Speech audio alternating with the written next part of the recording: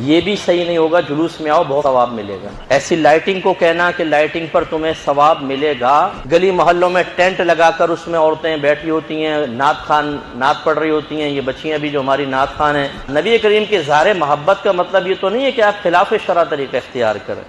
آج کی یہ ویڈیو بہت اہم ہونے والی ہے ان تمام مسلمانوں کے لیے کہ جو 12 ربیع الاول کو ایک فیسٹیول کے طور پر مناتے ہیں، جس میں وہ لوگ جلوس نکالتے ہیں، گھروں سے نکلتے ہیں، چراغاں کرتے ہیں، گھر گھر میں محفل میلاد منعقد کی جاتی ہے، نعت خوانی کے پروگرام ہوتے ہیں وغیرہ وغیرہ۔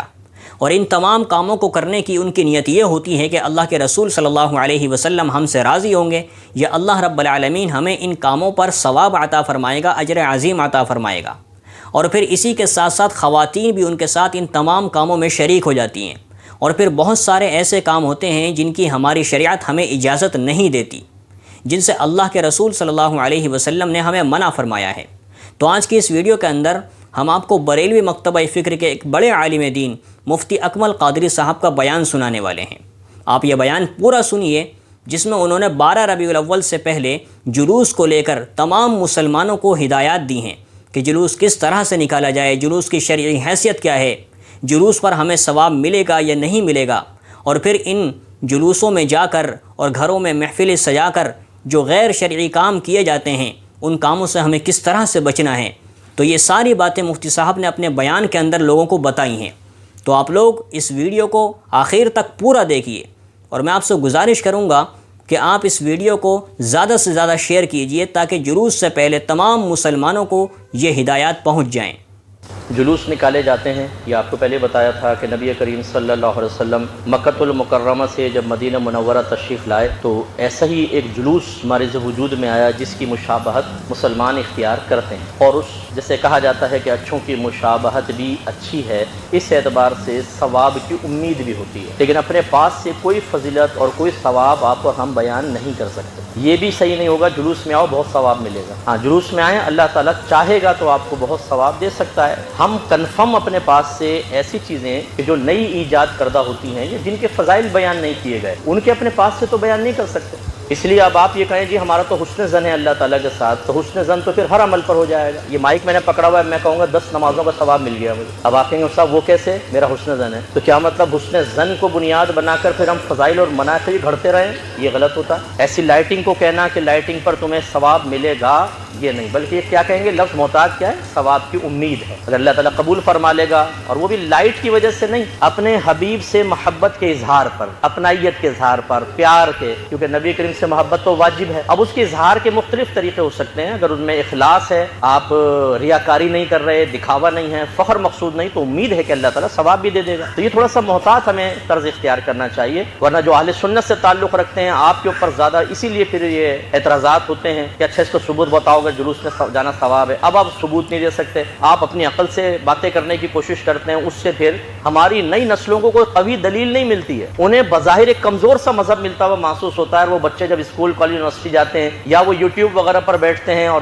مختلف لوگوں سے ان کا رابطے ہوتے ہیں، اس وقت دلائل نہ ہونے کی بنا پر وہ بعض اوقات اپنے مسلک و مذہب کے بارے میں تذبذب کا شکار ہو جاتے ہیں۔ ایسے ہی اگر آپ جلوس میں شریک ہوتے ہیں تو بڑے مہذب طریقے سے ہوں، کون کیا کر رہا ہے اس کو چھوڑ دیں، ہمیں صحیح طریقے سے شرکت کرنی چاہیے، نہائیں دھوئیں، صاف ستھرا لباس پہنیں اور لائن بنا کے مہذب طریقے سے چلیں۔ اگر آپ یہ دیکھتے ہیں کہ آؤٹ آف کنٹرول ہو رہا ہے جلوس، کہ راستہ لوگوں کا بلاک ہو گیا، لوگوں کو اذیت تکلیف ہو رہی ہے، ویسے تو بڑے جلوسوں کے راستے بتا دیے جاتے ہیں، وہاں پہ لوگوں کو آنا نہیں چاہیے، جب روٹ مختص ہو گئے تو کیوں آپ بیچ میں گھسیں، لیکن جو گلی محلوں کے ہوتے ہیں، علاقائی جلوس ہوتے ہیں، ان کے روٹ تو اعلانیہ نہیں ہوتے، تو لوگ آتے ہیں تو ان کو راستہ دے دیں، اگر دوسرے نہیں دے رہے آپ کم از کم حصہ نہ بنیں، آپ سائڈ میں ہو جائیں، یہ احتیاط کرنی چاہیے۔ اس کے علاوہ اگر آپ جلوسوں میں کچھ کھلانا چاہتے ہیں، پلانا چاہتے ہیں، یا آپ کھانا پینا چاہتے ہیں، دونوں میں رزق کا احترام اور ادب ملحوظ ہونا چاہیے۔ یہ نہیں ہے کہ لٹائیں آپ، یوں پھینکیں لوگوں کے اوپر ٹرک سے اور جھپٹ رہے ہوں لوگ، اس سے گڑبڑ پیدا ہوتی ہے۔ اور آپ اگر کچھ خود لینا چاہتے ہیں تو آرام سے لیں، جو آپ کی قسمت میں آپ کے پیٹ تک ضرور پہنچے گا، اور جو نہیں ہے وہ نہیں پہنچے گا۔ کتنے دفعہ ہم نے دیکھا ہے جھپٹتے ہیں تھیلیاں،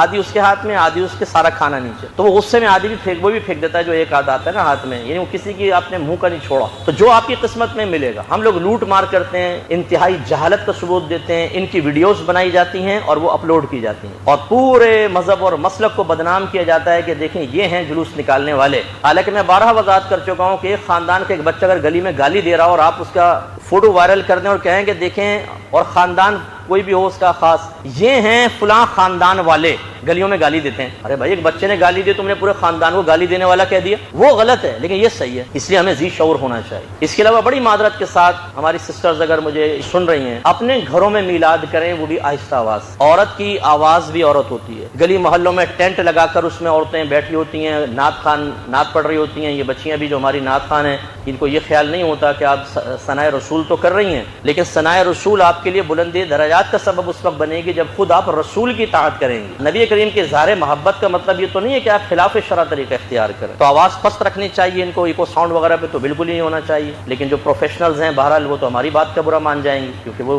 سلسلہ ہے شہرت کا, عزت کا, حصول مال کا, اور اس میں ہم جیسا کوئی بیچ میں آ کے رنگ میں بھنگ ڈال رہا ہو تو برا لگتا ہے کہ یہ کہاں سے آ گئے مفتی صاحب اٹھ کر. اور کوئی تو مفتی صاحب منع نہیں کرتے. بھائی اگر کوئی منع نہیں کرتا, قرآن و حدیث آپ کو منع کرتا ہے کہ نہیں کرتا, یہ بتائیے نا. ہمارے ہاں آج کھل کر بولتا کون ہے؟ ہر ایک کوئی برا نہیں بننا چاہتا. مسئلہ یہ ہے اہل علم طبقہ بھی اس میں معذرت کے ساتھ یہ جملہ کہہ رہا ہوں, بہت سے مجھ سے ناراض ہو جاتے ہیں, مجھے بہت برا بھلا کہتے ہیں کہ اہل علم طبقہ بھی بہت بڑا قابل گرفت ہے. پبلک کو خوش کرنے کے لیے ان کی ناراضگی سے خوفزدہ ہو کر حق بیان کرنا جب چھوڑ دیا تو یہ گندگیاں ہماری پبلک میں سرایت کر گئیں. اور اب اگر کوئی آ کر کوئی علم اٹھاتا ہے اصلاح کا تو پھر الٹا اسی پہ انگلیاں اٹھا دیتے ہیں, یہ رنگ میں بھنگ ڈال رہے ہیں. قوم کو بگاڑا کس نے ذرا بتائیں؟ میں اگر نام بتا دوں نا جو سبب اور وسیلہ بنے تو آپ لوگ میری مخالف ہو جائیں گے, اور وہ بگاڑنے والے پپو بن کر بیٹھے ہوئے ہیں. اس قوم میں ایسی بگاڑ داخل نہیں ہوا, یہ پری پلان داخل کر دیا اور اپنوں نے داخل کیا ہے بعض اوقات. اب وہ قوم قابو میں نہیں آتی, اور پھر اس پہ رقت انگیز دعائیں عورت کی, وہ ہچکیاں لے لے کے روئے. ویسی عورت کے آواز کے اندر لوچ ہوتا ہے. فقہا نے نارمل آواز کو منع کیا کہ عورت کی آواز عورت ہے. چہ جائے کہ آپ روڈ پر ٹینٹ لگا کر اطراف میں مرد کھڑے ہیں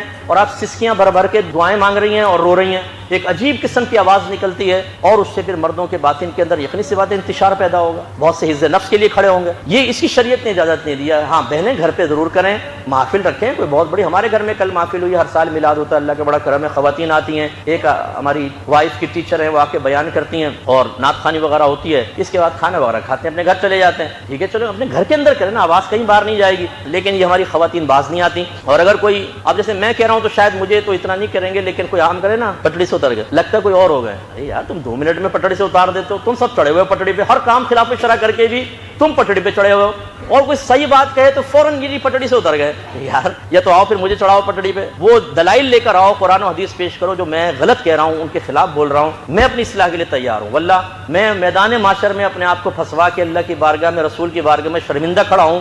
اس سے بہتر ہے میں یہاں پہ شرمندہ ہو جاؤں, اس میں کیا پرابلم ہے؟ پہلے بھی مفتی اکمل رہوں گا, بعد میں مفتی اکمل رہوں گا. لیکن آپ ضرور یہ غور کریں کہ ہماری باتیں آپ کو کڑوی تو لگتی ہیں لیکن صحیح ہیں یا نہیں ہیں. اور ایسے آدمیوں کی آوازیں بند کروا دینا کسی سورس کے ذریعے, کسی فورس کے ذریعے, اگر آپ خاموش بھی کروا دیں گے اس میں آپ کے لیے کوئی نفع نہیں ہے, نقصان مذہب مسلک اور خود آپ کی ذات کا بھی. اللہ تعالیٰ عمل کی توفیق.